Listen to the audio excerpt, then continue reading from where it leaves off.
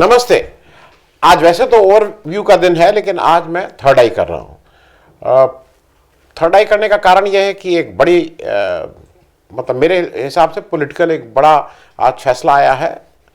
सूरत के session court ने राहुल गांधी की जो अपील थी वो खारिज कर दी है। हालांकि उससे पहले एक बड़ा अचीवमेंट मोदी जी के नेतृत्व में भारत ने एक बहुत बड़ा अचीवमेंट किया है कि यूएन ने बताया है कि अब वो अगले एक महीने के अंदर विश्व के जनसंख्या के हिसाब से सबसे बड़ा देश हो जाएगा। तो ये तो बहुत बड़ी बात है कि हम विश्व के सबसे बड़े जनसंख्या वाले देश हो गए। लेकिन मेरे ख्याल में ये उनके नेतृत्व क्षमता है हमारे मोदी जी की। व्यक्तिगत रूप से उनका इसमें कोई कंट्रीब्यूशन नहीं है, मेरा कंट्रीब्यूशन है। मेरे दो बच्चे हैं। तो अब हम लोग बात कर लें राहुल गांधी ने की जो अपील खारिज हुई है। पहली चीज़ ये है कि राहुल गांधी को जो एक सज़ा मिली 2019 के लोकसभा इलेक्शन में, मैं उसको रिकॉल इसलिए कर देता हूं कि कोई पहली बार देख रहा हो तो उसको आसानी हो जाए। 2019 के लोकसभा इलेक्शन में कोलार में जाके उन्होंने एक भाषण दिया था, जहां पे कोर्ट ने ये माना कि उस भाषण में उन्होंने मोदी समुदाय की और मोदी के लोगों के सरनेम वालों की मानहानि की, और इसको मानते हुए उनको सजा हो गई थी। हालांकि आपकी जानकारी के लिए बता दूं कि इंडियन पेनल कोड 1860 में हुआ आया था, और तब से पिछले 163 साल में ये दूसरी बार किसी को मानहानि के केस में मैक्सिमम 2 साल की सजा हुई है, फिर से 163 साल में, और उसमें एक राहुल गांधी भी है। क्योंकि मैं शुरू से ये जब बात होती थी, चर्चा होती थी मेरे अपने चैनल पे, बाहर के चैनल पे, व्यक्तिगत उससे, तो मैं बिल्कुल ठीक से अभी भी कन्विंस हूँ कि गुजरात मॉडल में जो इस समय करंट देश का नेतृत्व है, जो गुजरात मॉडल को बहुत प्रभावित करता है और उससे प्रभावित भी है, वो राहुल गांधी को जेल भेजकर ही मानेंगे।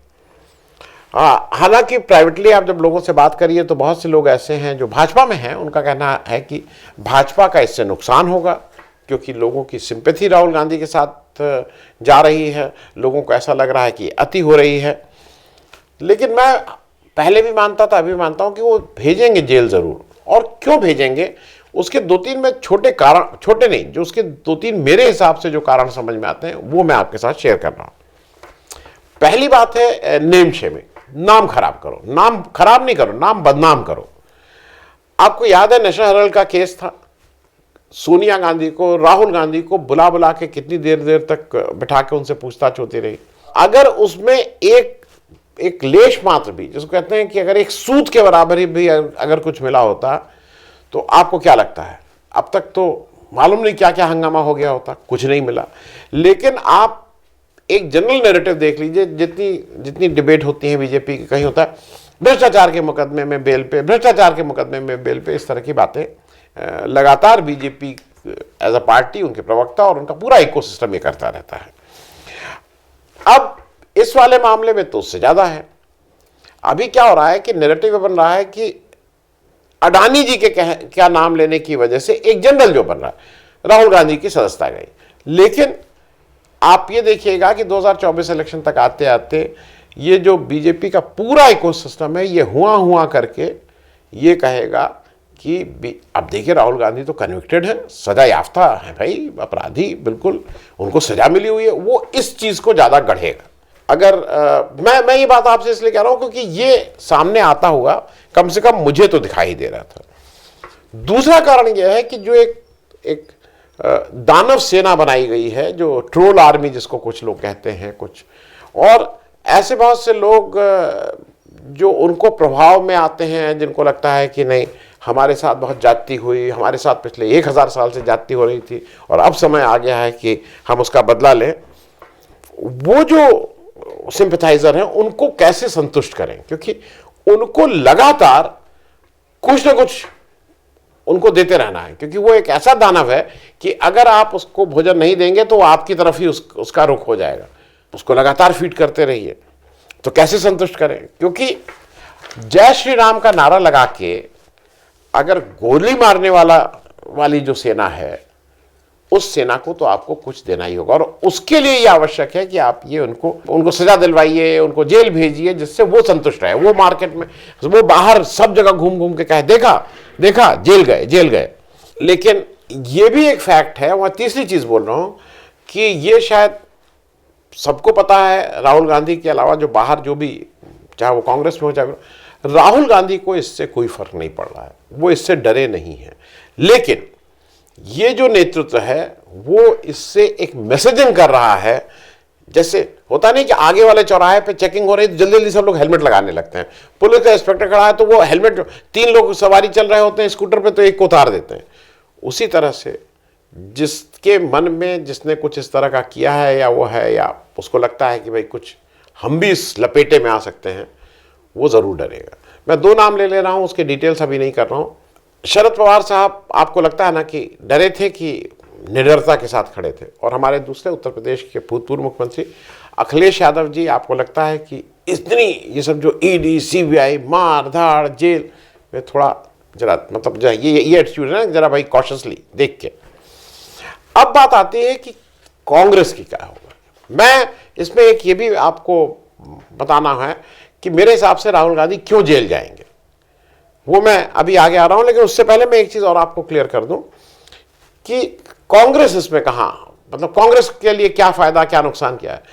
कांग्रेस की दृष्टि से देखें तो तुरंत कर्नाटका इलेक्शन अब अगले 20 दिन बाद 25 दिन बाद में, कर्नाटका के कैंपेन की शुरुआत राहुल गांधी ने ऑलरेडी कोलार में जाके 15 या 16 या जो अभी 15-16 अप्रैल को कर दी थी। और वहां केवल शुरुआत ही नहीं की थी, उन्होंने उस इलेक्शन के एक बड़ी घोषणा भी कर दी थी। बाकी तो लोकल इश्यूज हैं, पे सीएम है, 40% वो कमीशन वाला इशू है, भ्रष्टाचार है, इत्यादि इत्यादि। लेकिन उन्होंने एक नई बुनियादी बात कही थी, और वो कास्ट सेंसस की बात कही थी। उन्होंने कहा था कास्ट सेंसस होना चाहिए, और उसके बारे में उन्होंने एक ठीक से स्टेटमेंट दिया था कि 50% का रिजर्वेशन सीलिंग भी हटनी चाहिए, इत्यादि इत्यादि। जो एक तरह से कर्नाटका इलेक्शन का जो मुद्दा होना था, वो बाकी मुद्दों के साथ एक ये भी मुद्दा जुड़ गया है। दूसरा, कर्नाटका ही एक ऐसी स्टेट, कांग्रेस की 2-4 ही गिनी चुनी स्टेट हैं, कर्नाटका एक ऐसी स्टेट है जहां पे उनका संगठन well oiled, well organised, in place है। राहुल गांधी वहां नहीं जाते हैं तो ऐसी कोई दिक्कत नहीं, उनकी एब्सेंस से कि वो संगठन नहीं चलेगा या नहीं, वो बहुत ही ऑर्गेनाइज्ड है, उन लोग ठीक से चला रहे हैं, अच्छा ऑर्गेनाइजेशन है। और दूसरा, कर्नाटका इलेक्शन क्या हो रहा है कि एक इनडायरेक्टली हेल्प बीजेपी कांग्रेस को मिल रही है कि भाजपा के अंदर बहुत लड़ाई चल रही है, उसको इम्प्लोड बोलते हैं ना, वो बीजेपी में अंदर घमासान मचा हुआ है, तो वो भी उनको कहीं ना कहीं डैमेज कर रहा है। और भ्रष्टाचार वाला मुद्दा तो बिल्कुल ठीक से बीजेपी के साथ चिपक गया है। ये तो हो गई कर्नाटक इलेक्शन की बात। इसके अलावा कांग्रेस को क्या फायदा है? कांग्रेस को इसके अलावा मेरे हिसाब से एक सबसे बड़ी बात यह है कि खड़गे साहब गांधी परिवार के बाहर एक सीनियर सीजन पॉलिटिशियन, जो सीनियर मोस्ट 2-4 इस देश के सीनियर मोस्ट पॉलिटिशियन है, उस कैटेगरी के हैं, वो अपने को असर्ट कर रहे हैं, वो ठीक से विपक्ष के सबसे बड़े नेता के रूप में उभर रहे हैं। और एक चीज और है, उनकी एक अपनी कंस्टिट्यूएंसी, उनका एक अपना प्रभाव क्षेत्र है जिसको वो ठीक से एड्रेस भी कर रहे हैं। अभी क्या हो रहा है कि 2024 के मुद्दे धीरे धीरे क्रिस्टलाइज भी हो रहे हैं। पहला, एक तो कास्ट सिस्टम अब मेरे हिसाब से आ ही गया, और इस पर सीधे बीजेपी के ऊपर प्रहार हो रहा है कास्ट सिस्टम, क्योंकि बीजेपी अभी तक कहता ही था मुंह से, हम ऐसे किया, हमने ऐसे किया, ओबीसी के लिए ये किया, उनके लिए किया, लेकिन ऑन ग्राउंड ऐसा क्या होता था, लेकिन वो सीधे सीधे प्रहार। दूसरा, कुछ ऐसा हो रहा है कि सतपाल मलिक की बात, जो पुलवामा वाली बात थी कि किस तरह से मोदी जी ने कहा कि नहीं अभी इसको तुम मत बोलो, हम देखेंगे, और सतपाल मलिक के जो आरोप हैं वो भी कहीं ना कहीं मोदी जी की इमेज को धक्का पहुंचा रहे हैं। और तीसरा, अडानी जी का जो मामला है वो तो भ्रष्टाचार, बेरोजगारी, महंगाई, मतलब सारा सरकारी जो उद्यम है उनको बेचने का, वो सारा कुछ तो अब धीरे धीरे बिल्कुल ठीक से चिपक ही नहीं रहा है, वो सीमेंटेड होता जा रहा है, ऐसा मुझे लग रहा है। क्योंकि मैं क्यों इस ओपिनियन का हूं कि राहुल गांधी को जेल जाना होगा। पहले मैं आपको थोड़ा क्रोनोलॉजी, एक बहुत बीजेपी के बड़े नेता हैं, बहुत विशिष्ट, सबसे मतलब ताकत वाले, मैं उनसे उधार ये शब्द ले रहा हूं, जरा क्रोनोलॉजी समझिए। क्रोनोलॉजी क्या समझिए? राहुल गांधी अडानी के ऊपर लोकसभा में वक्तव्य देते हैं विद दिस कि कहां, और ये पूछते हैं सवाल प्रधानमंत्री से कि आपके साथ अडानी जी कहां गए थे, और साफ आरोप लगाते हैं कि आपने उनको ये ठेके पट्टे दिलवाए थे। याद आ गया। उसके बाद क्या होता है, राहुल गांधी के ऊपर एक मानहानि का मुकदमा सूरत कोर्ट में चल रहा होता है, जिसपे जो अपील करता है, जो बीजेपी के एमएलए साहब पुराने थे, वो उस कोर्ट में जाके, हाई कोर्ट में जाके अपनी ही अपील के अगेंस्ट स्टे ले आए थे कि इसको ये मुकदमा भी ना चले। ये हुआ, वो मुकदमा फिर शुरू करवा दिया जाता है। एक चीज मैं बीच में इसलिए बता दूं कि वो भी आपको जानना जरूरी है, जो जज साहब वहां अब इस मुकदमे को देख रहे होते हैं सूरत में, इनिशियली मैं बात कर रहा हूं, हरीश हसमुख भाई वर्मा जी, वो एक आदित्य गोस्वामी जी की ट्वीट है, उसके अनुसार 2015 से उनका कोई प्रमोशन नहीं हुआ था। 29 दिसंबर 2022 को उनका प्रमोशन एज एडिशनल सीजीएम से सीजीएम होता है, चीफ जुडिशियल मैजिस्ट्रेट, और फिर 10 मार्च 2023 को वो प्रमोटेड फ्रॉम सिविल जज टू डिस्ट्रिक्ट जज के काडर में प्रमोट हो जाते हैं। तो ये खटाखट प्रमोशन मिल रहा है। ये भी आदित्य, वो मैं लगा दे रहा हूं ट्विटर, जिससे आप भी देख लीजिए। पहले कोशिश ये होती है, लोकसभा में क्या करते हैं, वो जो वक्तव्य देते हैं उसको एक्सपंज करा देते हैं। 17-18 जगह जहां जहां वो अडानी और मोदी जी के सवाल है उसको हटा दिया जाता है, जो कि ठीक नहीं है, क्योंकि उसमें कोई ऐसा असंसदीय भाषा नहीं थी। फिर क्या कोशिश होती है, फिर कोशिश होती है कि जो राहुल गांधी को घेरने की कोशिश होती है कि देखो इनको घेरो। ये लंदन में जाके इन्होंने देश के बारे में मतलब खराब कहा और एक तरह से देशद्रोह टाइप काम किया। लेकिन उसमें क्या होता है कि मोदी जी के वक्तव्य निकल आते हैं, जो मोदी जी ने विदेशी धरती पे जाके, कि भारतीय होने पे उनको कितनी शर्म आती थी, देशवासी मतलब भारतीयों को कितनी शर्म आती थी, वो वाले वक्तव्य खूब सर्कुलेट करने लगते हैं। तो ऐसा माना जाता है कि नहीं, इस बात पे अगर घेरेंगे और इस बात पे कुछ एक्शन लेंगे तो फिर ये तो मोदी जी लपेटे में आएंगे, वो मामला ड्रॉप हो जाता है, वो ज़्यादा डैमेजिंग होने लगता है। फिर 23 मार्च को वर्मा जी, जज साहब हैं सूरत में, उनका ऑर्डर आ जाता है। वो उसमें जो मैक्सिमम सजा हो सकती है वो देते हैं। 30 दिन का समय अपील करने का उनको मिलता है, और तब तक सेंटेंस पर भी स्टे रहता है। ये नॉर्मल प्रोसीजर है, ये कोई एक्स्ट्रा उनको राहुल गांधी को के साथ लीजेंसी नहीं बदली थी, ये स्टैंडर्ड है, किसी भी जगह ये होता है। उसके बाद क्या होता है, उसके बाद सेशन कोर्ट में 2 अपील होती हैं, जो जहां पे खारिज हुई है वहां की बात कर रहा हूं। वहां पे 2 अपील होती है, एक होती है सस्पेंशन ऑफ सेंटेंस और एक दूसरी अपील होती है सस्पेंशन ऑफ कन्विक्शन।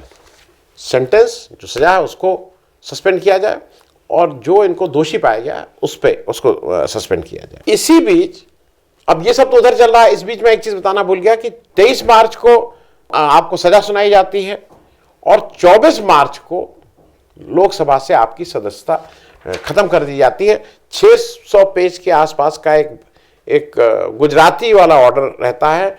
वो ऑर्डर कब निकला गया, मतलब सजा सुनाई गई, उसके बाद उसकी साइंड और सर्टिफाइड कॉपी निकाली गई होगी, जो जाना चाहिए।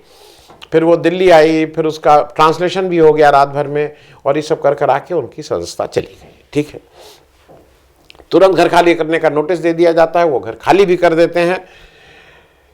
3 अप्रैल को सूरत के सेशन कोर्ट में ये अपील जो मैंने आपको बताया, ये 2 अपीलें फाइल होती हैं for suspension of sentence and suspension of conviction. उसमें वहां क्या मिला हुआ है, वहां पे मिला हुआ है कि 30 दिन का आपको समय है, एंड 30 दिन तक स्टे ऑन सेंटेंस है। ठीक है, 13 अप्रैल को ये ऑर्डर, ये सब सुन लेते हैं, और ये जो जज साहब हैं मोगेरा साहब ये हैं कि अमित शाह साहब के वो वकील रहे हैं। ये मैंने पहले अपने किसी शो में बताया था, तो उनके भाई साहब, छोटे भाई ने उस पर जवाब दिया था कि भाई बहुत अच्छे हैं। मैंने ये माना था कि वो बहुत अच्छे वकील हैं, क्योंकि अमित शाह साहब को सोहराबुद्दीन और तुलसीराम प्रजापति और कौसर बी वाले केस में, जिसमें वो सीबीआई में चार्जशीटेड थे, मुख्य अभियुक्त के रूप में थे, हत्या का मुकदमा था, उसमें बिना एक बार भी कोर्ट उनको नहीं जाना पड़ा, कोई बयान नहीं देना पड़ा और वो डिस्चार्ज हो गए। तो अच्छे वकील तो थे ही और अच्छे जज भी रहे होंगे। वो 13 अप्रैल को ऑर्डर रिजर्व कर देते हैं और आज 20 अप्रैल को उन्होंने राहुल गांधी की उस अपील को खारिज कर दिया। मतलब अब वो कन्विक्टेड भी हैं और उनका सेंटेंस भी अब है। तो अब दोनों चीजें लागू हो गई। वो वापस जहां पे वो 23 मार्च को खड़े थे वहां खड़े हो गए हैं। 23 मार्च को उनको एक प्रोटेक्शन था कि 30 दिन का उनको समय मिला था कि आप इस बीच अपील कर लीजिए और आपका सेंटेंस तब तक स्टे रहेगा। तो जो मैं जिस ढंग से देख रहा हूं, ये मैं वकील नहीं हूं, लेकिन जो मैं समझता हूं अपनी उसके हिसाब से अगर हम 23 मार्च से 30 दिन जोड़ें तो 21 अप्रैल को 30 दिन पूरे हो रहे हैं। ये एक महीने के लिए स्टे नहीं था, ये 30 दिन के लिए स्टे था। 21 अप्रैल को पूरे हो रहे हैं। अब एक ही रेमेडी है कि हाईकोर्ट में अपील हो और उस अपील में अगर सुनवाई मेरे हिसाब से 21 अप्रैल तक हो जाती है और उस सुनवाई में इनको स्टे मिल जाता है, तब इनको जेल नहीं जाना पड़ेगा। नहीं तो कल, मतलब आज 20 हो गई है, कल शाम तक अगर हाई कोर्ट में, जिसकी संभावना बहुत आसान नहीं है, क्योंकि जब हाई कोर्ट में आप कुछ अपील दायर करते हैं, पिटीशन दायर करते हैं, तो रजिस्ट्री में जाती है। रजिस्ट्री से उसके बाद वो रोस्टर में जाती है और जनरली वो जैसे आज आपने किया तो परसों आती है। ये यूपी का है, हो सकता है गुजरात का मुझे बहुत नहीं मालूम है, लेकिन यूपी में अगर आप आज अपनी पिटीशन फाइल कर रहे हैं तो वो एक दिन छोड़ के, मतलब तीसरे दिन आएगी। इधर क्या है कि इधर मुझे यहाँ नहीं मालूम, लोकल कोर्ट्स, यहाँ अलविदा की नमाज है, कल शुक्रवार है अलविदा की, ईद के पहले वाली रमज़ान के महीने में, तो कल यहाँ तो कोर्ट बंद रहेगी। गुजरात का मुझे नहीं मालूम वहाँ अलविदा की नमाज के समय कोर्ट बंद होती है कि नहीं, मेरे ख्याल में नहीं होती होगी। वहाँ तो इतने दिनों में अलविदा की नमाज की कोर्ट तो सब वो तो बंद ही, मतलब वो तो चालू ही रहेगा। लेकिन परसों सैटरडे है, सैटरडे को कोर्ट बैठती नहीं है और अब वो मंडे को कोर्ट बैठेगी। इस दृष्टि से 21 अप्रैल राहुल गांधी के लिए क्रूशियल है, क्योंकि उस दिन उनका जो ओरिजिनल ऑर्डर है उससे जो उनको अपील करने की और स्टे ऑन सेंटेंस से वो खत्म हो रहा है। मुझे ऐसा लगता है ये तो होना ही था, क्योंकि जो बीजेपी का नेतृत्व और चरित्र है वो अच्छा उसका इस तरह का है, वो एक उनको इस तरह का सेटिस्फैक्शन मिलता है। एक भाई साहब जेल गए थे, जितने दिन भी 100 दिन गए थे, तो और उनको जिस समय, उस समय के जो तत्कालीन गृह मंत्री पी चिदम्बरम थे, तो जब मेरी बारी आई तो मैंने पी चिदम्बरम को फिर मैं जेल भेजूंगा और अगर मैं 100 दिन था तो उनको 102 दिन रखूंगा, उससे ज्यादा रखूंगा। मतलब ये एक इस तरह का एक है। मतलब अब आप इसको जो भी कहिए, मुझे ऐसा लगता है कि राहुल गांधी के दोनों हाथों में लड्डू हैं। आप कहिए क्यों? अगर उनके कन्विक्शन पे स्टे हो जाता है तो उनकी सदस्यता बहाल होगी, वो भी एक बीजेपी के लिए बहुत अजीब सा होगा। और बीजेपी को, मुझे लगता है बीजेपी से ज्यादा जो उनका वो जो ट्रोल आर्मी है, जो दानव सेना है, उसको मतलब वो तो पचा ही नहीं पाएगी इस बात को।